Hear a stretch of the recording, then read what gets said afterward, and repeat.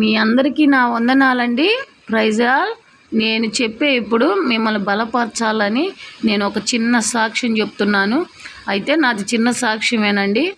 మీరు ఈ సాక్ష్యం వినాలని, మీ పక్షాన ఎవరైనా శత్రువులు ఉండొచ్చా, మీరు బలవంతులు కావచ్చు, అవతలోళ్ళు బలవంతులు అవ్వచ్చు, గొడవాడే మనుషులు అవ్వచ్చు, కానీ మీరేం మాట్లాడలేకపోవచ్చేమో. నా సాక్ష్యం చెప్తున్నాను, వినండి. ఏంటంటే, నేనెంత పెద్ద పాస్టర్ను కాదు, ఏమని కాదండి, నా కాడ అంత లేదు. నా దగ్గర అయితే చిన్న సాక్ష్యం ఉంది. నా జీవితంలో దేవుడు నా పక్షాన ఉండి ఎలా మాట్లాడాడో మీకు చెప్తున్నాను. ఆ సాక్ష్యం వినండి. ఏం సాక్ష్యం అంటే అండి, ఒకరోజు మందిరం నుంచి నేను పెట్రోల్ బంకుకి వెళ్ళానన్నమాట.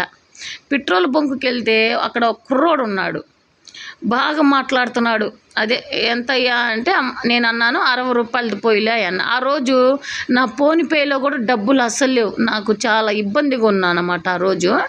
అయితే నేను 60 రూపాయలది పోయమన్నా, యథార్థంగా ఈ మాట నిజం. 60 రూపాయలది పోయమంటే ఆయన ఏం చేశాడు, 165 పోసాడు. నా దగ్గర చూస్తే ఫోన్పేలో డబ్బులు లేవు, ఏం చేయాలో నాకు అర్థం కావట్లా. దాంట్లో 100 రూపాయలు ఉన్నాయి, ఎందుకో దేనికో ఉంచానన్నమాట, అవసరతల కోసం. నాకు అప్పుడు కావాలి, అప్పుడు 100 రూపాయలే నాకు కావాలి కాబట్టి నేను దాచిపెట్టుకున్నాను. అది నాకు అవసరం కాబట్టి అది తప్పకుండా. ఏం జరిగిందంటే, ఆయన తప్పు పెట్టుకొని నా మీద గొడవాడటం మొదలుపెట్టాడన్నమాట. పెద్దంగా అరవటం, చాలా పెద్ద గొడవ అయింది. ఆయన తప్పులు పెట్టుకొని నన్ను అరుస్తుంటే నాకు భలే బాధేసింది. మరి నేను కూడా కొంచెం అడగాలి కదా గట్టిగా. నేను అడిగానన్నమాట, ఏంటి ఆడపిల్లల పట్ల ఇలా మాట్లాడతావా నువ్వు, ఏం మాట్లాడుతున్నావు అని నేను మాట్లాడాను. ఆయన ఏంటంటే, ఆయన రెచ్చిపోయాడు. ఇటు ఆడపిల్ల కదా, లేడీస్ కదా, అటు రెచ్చిపోతారు మగవాళ్ళు. అయితే ఇలాగే మాట్లాడుతుంటే వాళ్ళ అమ్మని పిలిపించాడు. వాళ్ళ అమ్మ ఇంకా చాలా గయ్యాల గంపన్నమాట, గొడవలాడే మనిషి, బాగా గొడవకి వచ్చినట్టుందామా. అమ్మ, మీ అబ్బాయి చేసిన తప్పు తెలుసుకోమ్మా, నేనేమి గొడవాడట్లేదు. మీ అబ్బాయి 60 రూపాయలది పోయమంటే 165 పోసి అబద్ధం చెప్తున్నాడు. నా మీదే రివర్స్ అయ్యాడమ్మా, నా మీదకే గొడవ ఆడుతున్నాడు. మేము చెప్పేది కూడా ఏంటంటే, ఆమె గయ్యాల గంప, అంటే ఆమెకు బాగా బలం ఉందన్నమాట నా మీద గొడవ ఆడటానికి. నాకైతే ఏం అర్థం కావట్లేదు. వాళ్ళ నాన్నగారు కూడా వచ్చారు, అదే ఆమె వాళ్ళ వైఫ్, వాళ్ళ హస్బెండ్, ఆమె వచ్చారన్నమాట నా మీద గొడవకి. చాలా స్ట్రగుల్ పడుతున్నాను. నా పక్షాన అయితే ఎవరు మాట్లాడేవారు లేరు. అంత పెట్రోల్ బంకులు అందరూ చూస్తూ ఉన్నారన్నమాట. నాకైతే భలే బాధేస్తుంది. ఏంటి, నా తప్పు లేదు కదా ప్రభువా అనుకుంటా వాడిని అరిశాను. ఒక ఆమె అంది, అమ్మ నువ్వు ఇలా గట్టిగా మాట్లాడతాం మంచిదైంది, ఆడపిల్లల్ని ఇంకోసారి ఏమనరు, నువ్వు కాబట్టి ఇలా గట్టిగా మాట్లాడావమ్మా అని చెప్పి ఒక ఆమె నన్ను బాగా చెప్పిందన్నమాట. మరి చూడండి అంటే, నా తప్పు లేకపోయినా ఆయన ఏం చేస్తున్నాడో, నా మీదే రివర్స్ అయ్యాడు, నా మీదే గొడవ వేసుకుంటున్నాడు. వాళ్ళ అమ్మని, వామ్మో, వాళ్ళ అమ్మ చూస్తే ఉందండి, రౌడీ కూడా ఉండదు. అది ఇదివరకు నేను ఇప్పుడు నేను చేయట్లేదండి, ఇప్పుడు చోట్ల సినిమాలు 10 సంవత్సరాల క్రితం చూశాను. సూర్యకాంతం ఆమె ఎవరు పిలుచుకొచ్చాడండి ఆమెని గొడవకి నా మీదకి. ఇక నేనేం చేశానంటే, మీరు అక్కడ ఏం చేయాలి చెప్పనా, ఇంటికి వచ్చాను. ఇంటికి వచ్చి ఇక ఏడుస్తూ ప్రార్థన చేశాను, ప్రభువా నా తప్పు ఏమైనా ఉంటే నాకు చెప్పు, ఆయనది తప్పుంటే ఆయన గురించి చెప్పు అన్న.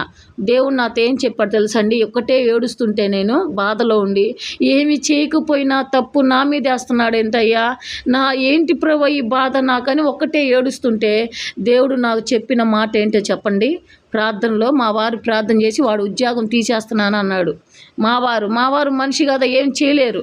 దేవుడు ఏం చెప్పాడు తెలుసండి, నా పక్షాన ఆ దర్శనంలో ఆ కల్లో నా పక్షాన నుండి మాట్లాడుతున్నాడు అన్నమాట.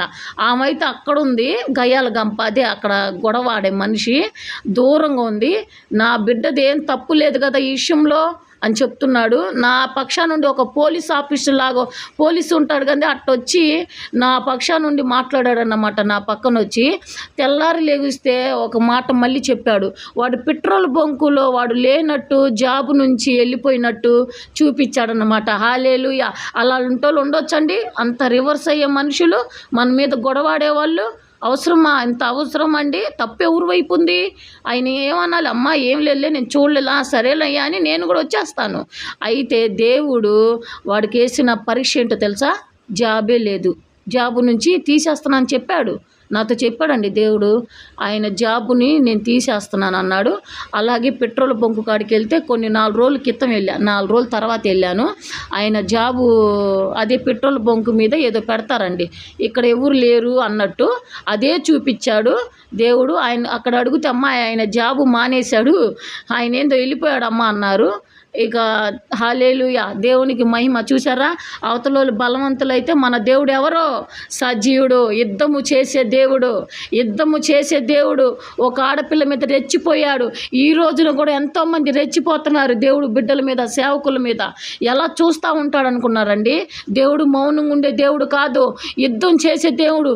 ఇది మీకు చిన్న సాక్ష్యం అవ్వచ్చు, కానీ నేను ఎదుర్కొన్న స్ట్రగులు, ఆయన మాట్లాడిన మాట, మన దేవుడు ఎవడండి? బలవంతుడు.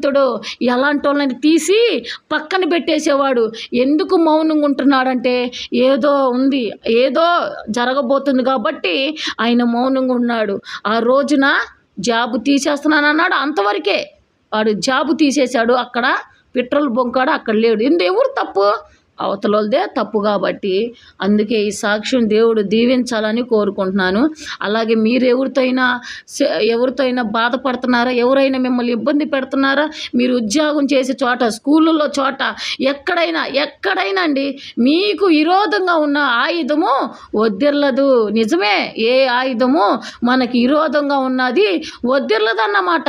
దేవుడు మౌనంగా లేడండి. మిమ్మల్ని బలపరచాలని ఈ సాక్షి మీకు చెప్తున్నాను.